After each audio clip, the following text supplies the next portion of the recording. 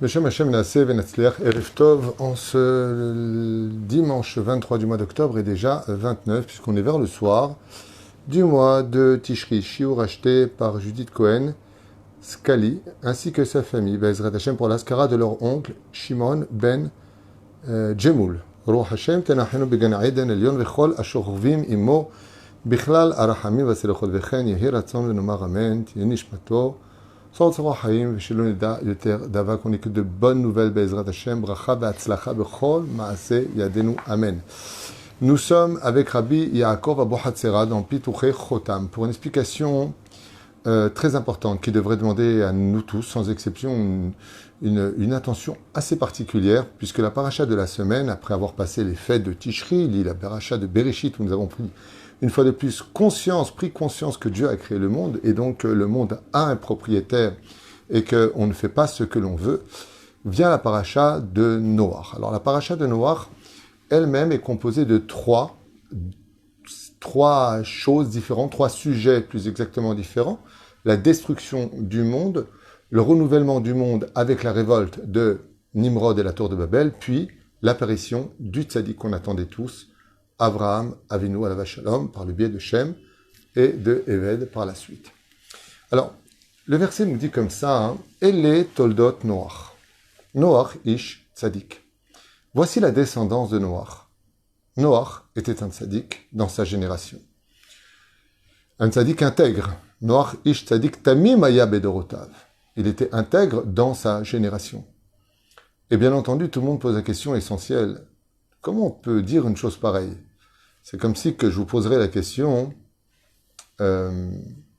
comment s'appellent tes enfants? Et tu me dis, je suis un tzaddik, intègre.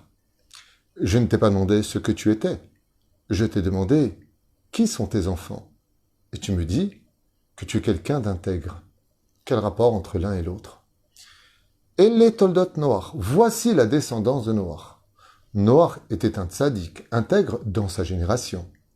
Et puis d'un coup, Etchem, et Elohim italech Noach, Etchem, Etram, et Yafet. Donc, Noach marchait avec Dieu, et puis, il avait 3 fils. Comment se fait-il qu'il y ait une espèce de coupure entre la question, ou plutôt le dévoilement que nous livre la Torah sur la descendance de Noach, et les noms qui apparaissent beaucoup plus tard? La Torah vient nous donner un coup d'alarme important. Ne compte jamais sur tes enfants pour te laisser un nom. Et les toldot Noach. Les enfants n'accompagnent personne dans la tombe. Ils vont jusque dans la tombe. Mais qui te dit qu'après ta mort, peut-être que l'héritage vont les rendre fous, peut-être qu'ils vont t'oublier beaucoup plus vite que ce que tu pensais. Peut-être que tu n'as pas en réalité marqué tellement leur vie, au point que dans quelques années, ils se rappelleront de toi. Peut-être qu'ils préféreront dépenser leur argent dans des choses futiles au lieu de te faire un monument pour toi. Et les toldot Noach, Noach. Paisible en hébreu se dit Noach. Si tu veux réussir dans ta vie, inquiète-toi pour toi-même. Pas simplement d'avoir une descendance dans la Torah et les mitzvot. Il est évident qu'en dans l'éducation que nous devons apporter à nos enfants, être un père et une mère juive, ce n'est pas avoir le frigidaire plein, leur donner leur chambre et leur donner un toit et puis des habits. C'est pas ça être juif. Être juif ne s'arrête pas là, bien sûr que ça fait partie du processus. Mais c'est de tout faire pour emmener aussi nos enfants dans le monde futur, d'en faire des avadim, la kadosh baruch Hu, d'en faire des serviteurs de Dieu, des enfants d'Hachem. On les reconnaisse en tant que tels, Ashrei Yolatara, et heureuse est la mère qui t'a mis au monde. Aval, toi en ce qui te concerne, ne commets pas l'erreur de dire, bon, moi je suis pas très religieux, voilà mes enfants ils sont religieux, ils vont me sortir du Gehinam. C'est pas ce qui a marqué. Et les toldot Noach. Noach ish tzaddik ayad bedorotav. Noach était un homme tzaddik, lui-même intègre, et italer, comme c'est marqué là-bas, et à Elohim italer Noach. Avec Dieu est parti Noach. Lui-même il a fait tchouva. Il n'a pas compté sur ses enfants. Il n'a pas compté sur qui va dire le Kaddish pour lui. Il s'est inquiété. Comme l'histoire de cette maman qui, après avoir perdu son mari, a pris une somme d'argent. Et elle est partie voir le Rosh Yeshiva. Elle a dit, voilà, moi, j'ai laissé un héritage à mes enfants, mais je ne sais pas ce qu'ils vont faire avec. Alors, je voudrais vous laisser une somme d'argent. Et il lui a dit pourquoi?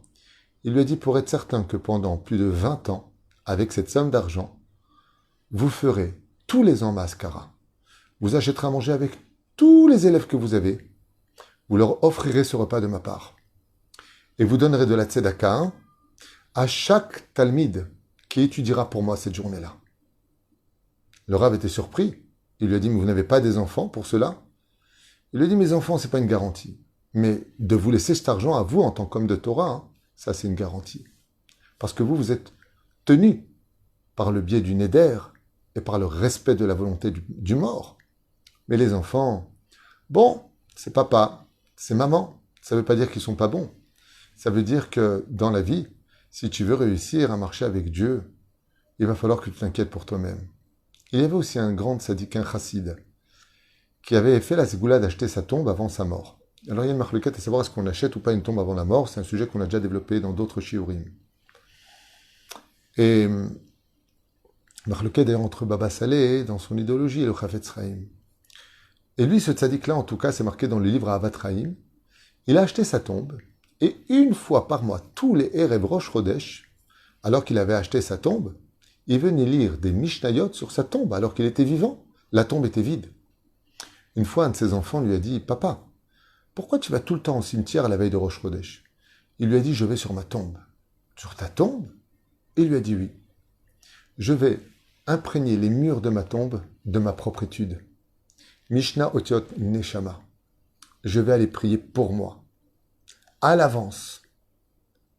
Je vais prier pour moi à l'avance. Je veux être certain que ma tombe, si vous m'oubliez, si Chazve Shalom, je pars et que vous partez, qui va s'occuper de nous? Alors je vais y aller moi. Tamim. La timimout d'un homme, c'est de s'inquiéter que le jour de son départ, il n'ait compté que sur lui et qu'il ait vu ses enfants comme une roue de secours. Mais surtout pas ses roues enfants comme étant les roues principales.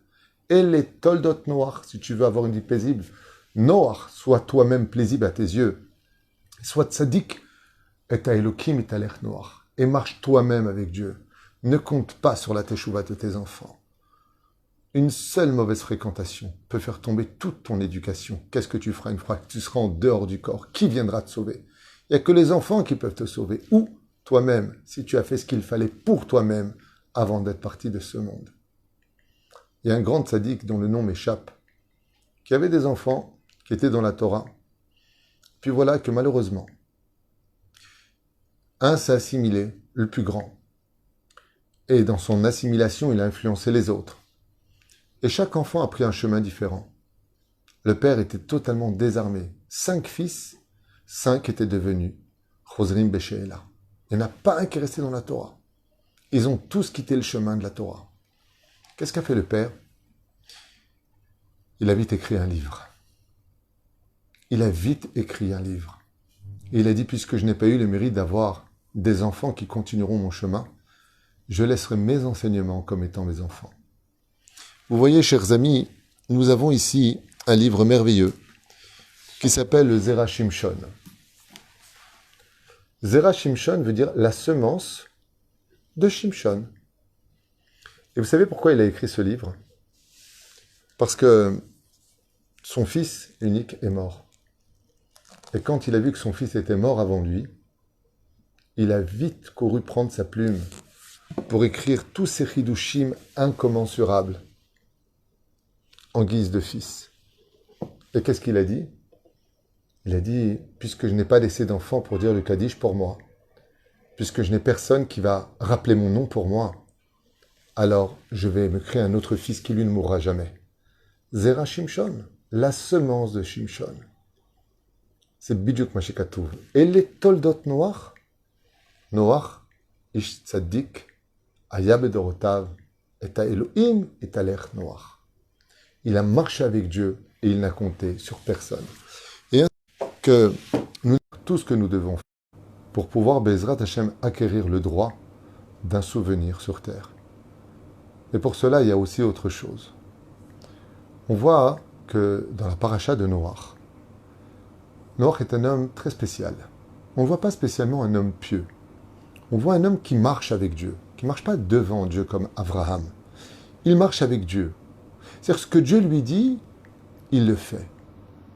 Et dans ce Maboul, Nora Ve'ayom, terrible, de cette folie, de débauche qui anime l'esprit et l'atmosphère de cette génération, où jusqu'aux plantes des forêts les plus lointaines, l'influence de la débauche descend jusqu'à eux. Les animaux se mélangent eux-mêmes, alors que l'animal n'a qu'un instinct, il n'a pas de libre arbitre comme l'homme.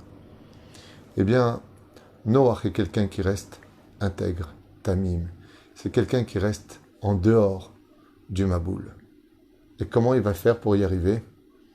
Avant d'être dans la Teva, de s'enfermer dans cette fameuse barque, ce bateau incroyable qu'il va construire pendant 120 ans, eh bien Noach reste chez lui. Il sait qu'à l'extérieur, l'influence est très puissante, très forte. Noach ne se mêle pas, ne sort pas. Ça lui sera reproché. Mais Noach a peur d'être lui-même influencé, puisqu'il est lui-même Choser Bitchouva, comme l'écrit le livre Léam Loez. Et la reine Bisiata d'Ishmaïa, nous voyons ici un exemple de vie.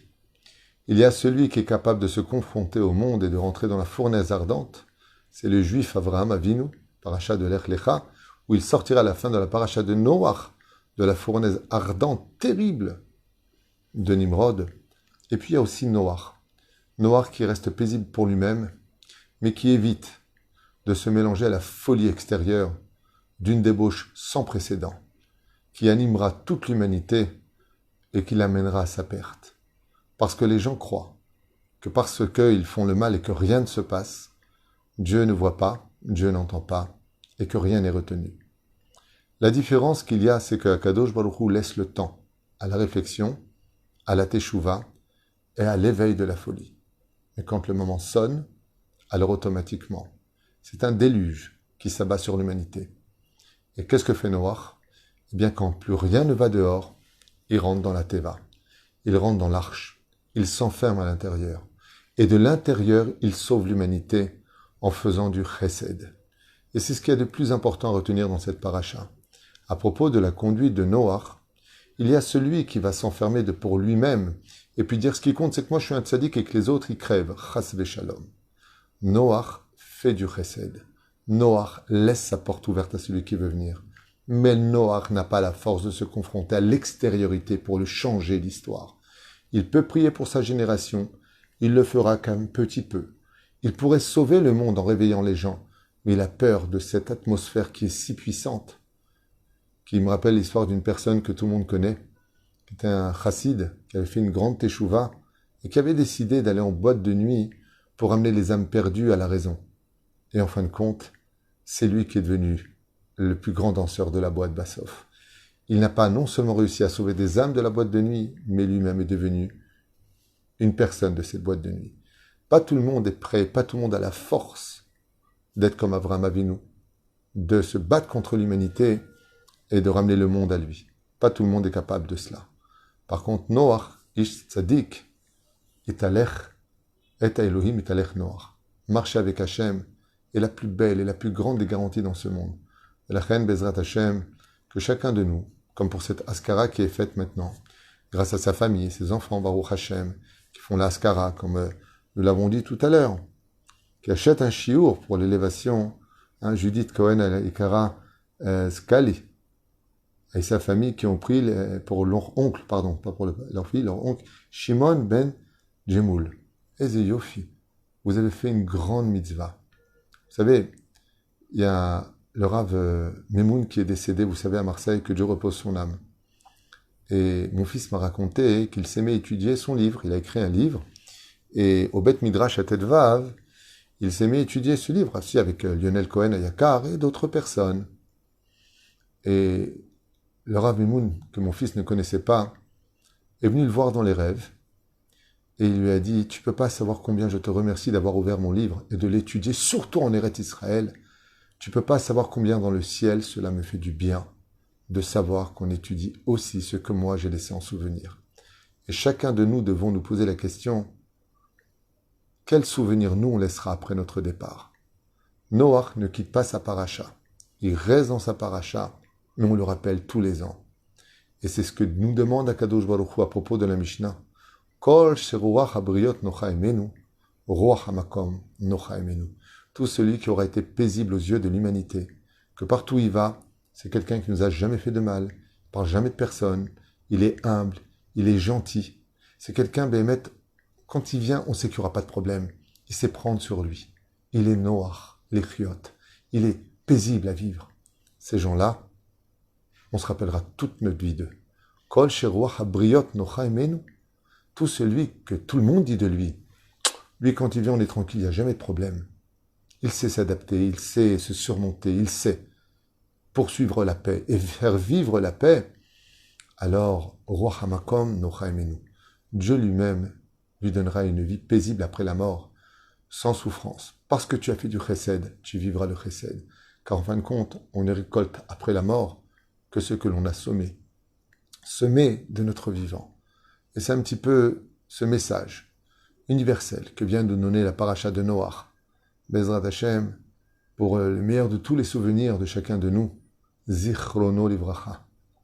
Pas simplement Zichrono, pas simplement qu'on ait bons souvenirs, mais que ce souvenir soit empreint de Beracha.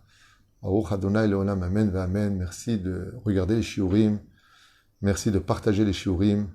Merci pour les pouces. Mon technicien dit qu'il faut mettre des pouces, comme ça pousse les gens à regarder encore plus les shiurim.